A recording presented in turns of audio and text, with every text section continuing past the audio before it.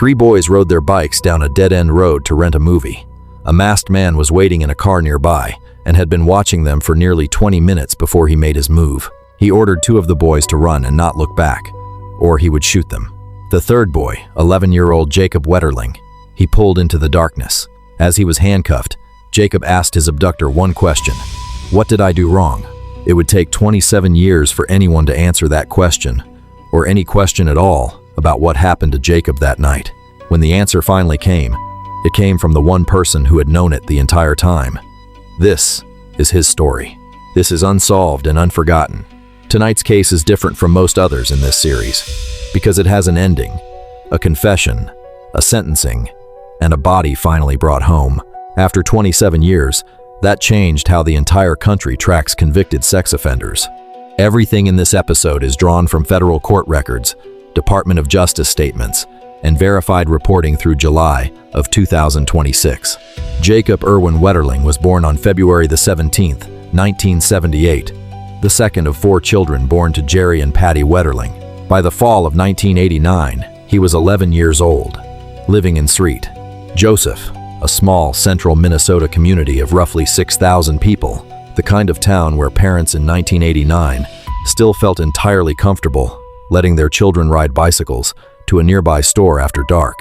On the evening of Sunday, October the 22nd, 1989, Jacob set out on his bike with his younger brother, Trevor, and a close friend, Aaron Larson, to ride to a local convenience store to rent a video. It was an unremarkable errand, repeated by children in small towns across the country every weekend of that era, without incident, for generations. This time was different. A man wearing a mask had been parked along the dead-end road the boys were riding on, watching them for approximately 20 minutes before he made his move. He got out of his car, armed with a revolver, and confronted the three boys directly. He ordered Trevor and Aaron to run into a nearby ditch and not look back, warning them that he would shoot them if they did.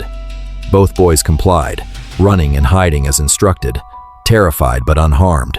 When they eventually looked back, Jacob and the man were gone. The man had ordered Jacob into the back of his car and handcuffed him. According to Jacob's own words, later recounted in court 27 years afterward by the man responsible, Jacob asked him directly, "What did I do wrong?" Trevor and Aaron ran home and alerted Jacob's parents almost immediately. Within hours, local and state law enforcement, together with hundreds of community volunteers, had mobilized one of the largest search efforts Minnesota had ever seen for a missing child. The search continued for days, then weeks, without producing any trace of Jacob. His case rapidly became a statewide, and then a national, story, one that a Minnesota television news anchor would later describe as having robbed small-town Minnesota of its innocence in a way rarely seen before or since. Residents across the region began leaving their porch lights on every night, a spontaneous, informal signal meant to tell Jacob, wherever he was, that he could find his way home. Some families kept those lights burning for the better part of 3 decades. No physical evidence, no confirmed sighting, and no substantiated tip ever led investigators to Jacob in the weeks, months, or years immediately following his abduction. From the very beginning of the investigation, authorities were interested in a particular individual as a potential suspect, Danny James Heinrich, a young man living in the area with a documented history of predatory behavior toward children. The FBI questioned Heinrich directly in December of 1989, less than 2 months after Jacob's abduction. He denied any involvement and maintained his innocence. Without conclusive physical evidence tying him to the crime, investigators had no legal basis to hold him, and he was released. For the next 25 years, the case would remain unsolved, its most promising early lead unable to be proven. The break that would eventually crack the case open originated not from Jacob's abduction directly, but from a separate crime committed by the same man just months earlier. In January of 1989, roughly 9 months before Jacob was taken, a 12-year-old boy named Jared Shirel was abducted and sexually assaulted in Cold Spring, Minnesota, a town near St. Joseph. That case, too, went unsolved for over 2 decades, but investigators had preserved DNA evidence from the Shirel assault, and as forensic DNA technology steadily improved through the 2000s and 2010s, that evidence remained available for retesting using methods that hadn't existed at the time of the original crime.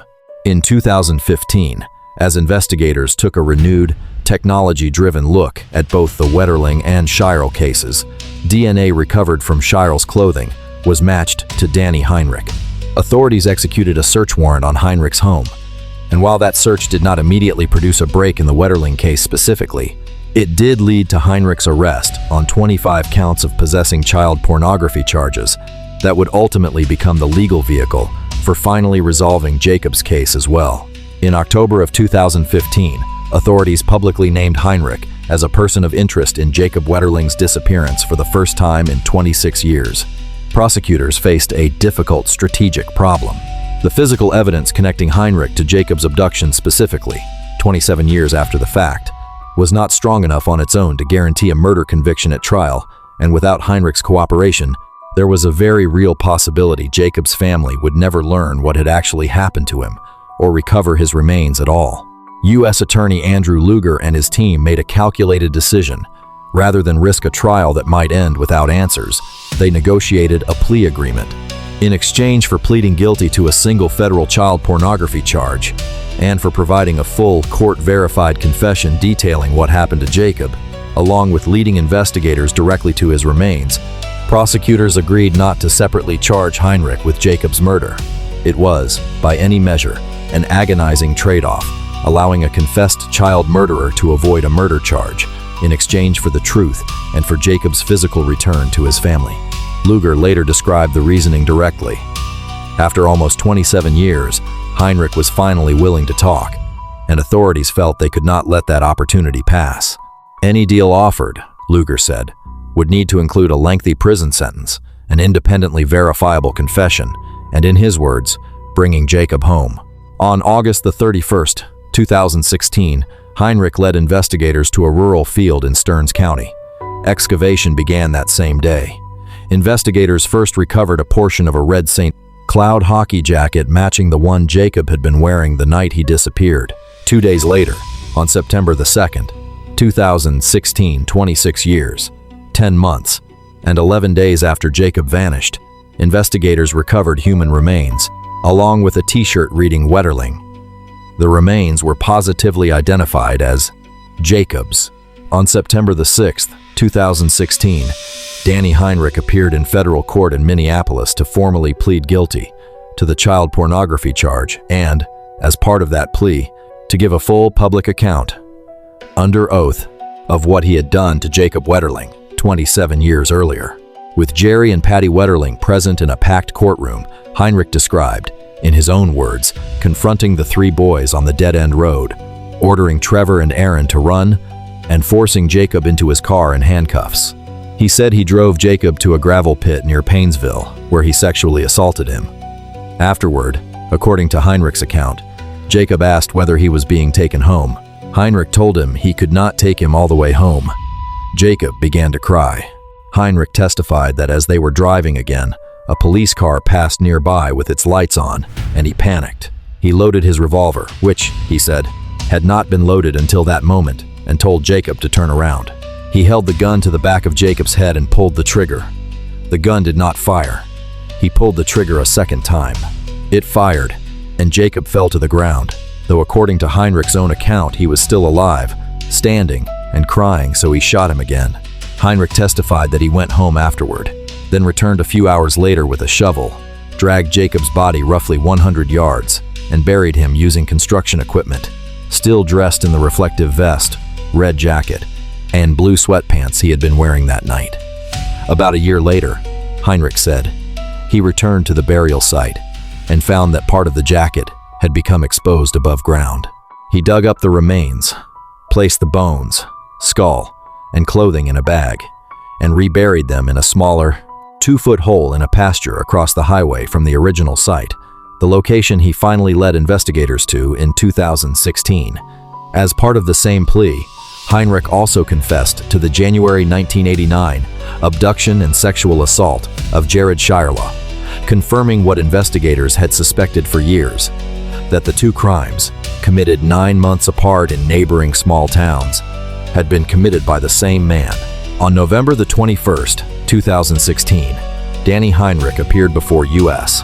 District Judge John Thunheim for sentencing on the child pornography charge the only charge to which he had formally pleaded guilty. He apologized directly to Jacob's family, calling his actions evil, heinous, and unforgivable, and stating that he had withheld his confession for nearly 3 decades, specifically to avoid bringing shame upon himself and his family. Patty Wetterling addressed Heinrich directly in court.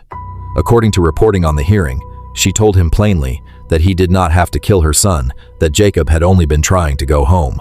Judge Thunheim sentenced Heinrich to the maximum available term on the child pornography charge, 20 years in federal prison. Because the plea agreement had explicitly excluded a murder charge, this sentence for a crime unrelated on its face to Jacob's actual killing became the full extent of Heinrich's legal punishment for what he had done. He was later transferred to the Federal Medical Center Devens, outside Boston, Massachusetts, with a projected release date of March the 28th, 2033.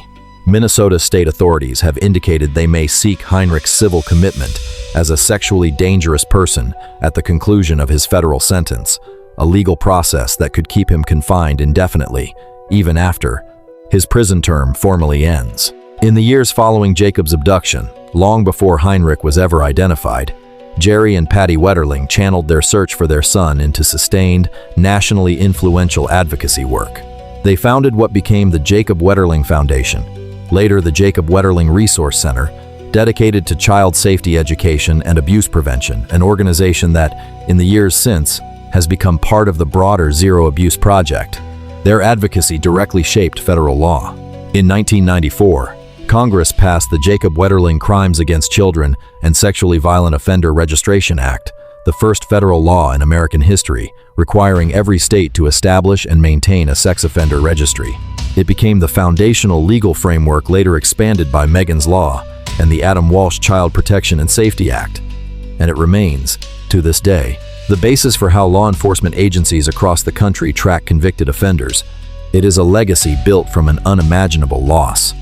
A piece of federal law that likely protects children today who will never know Jacob Wetterling's name, built by 2 parents who spent 27 years not knowing what had happened to their own son. As of 2026, Danny Heinrich remains incarcerated at the Federal Medical Center Devens in Massachusetts, with a scheduled release date of March the 28th, 2033, a date that, given the possibility of civil commitment proceedings in Minnesota, may not actually result in his release into the general public. The Jacob Wetterling Resource Center continues its work today, including through a youth character program known as 11 for Jacob, built around 11 traits, among them fairness, kindness, honesty, and generosity, that the organization asks young people to commit to living by in Jacob's memory. Patty and Jerry Wetterling have continued to speak publicly about their son and about the broader work of child safety advocacy in the years since his remains were finally recovered. If Jacob Wetterling were alive today, he would be 48 years old.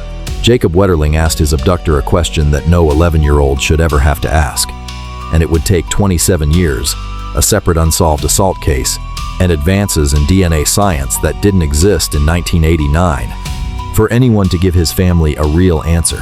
When that answer finally came, it came at a cost few outside the Wetterling family can fully understand. A confessed killer who was never charged with the one crime that defined the rest of his life.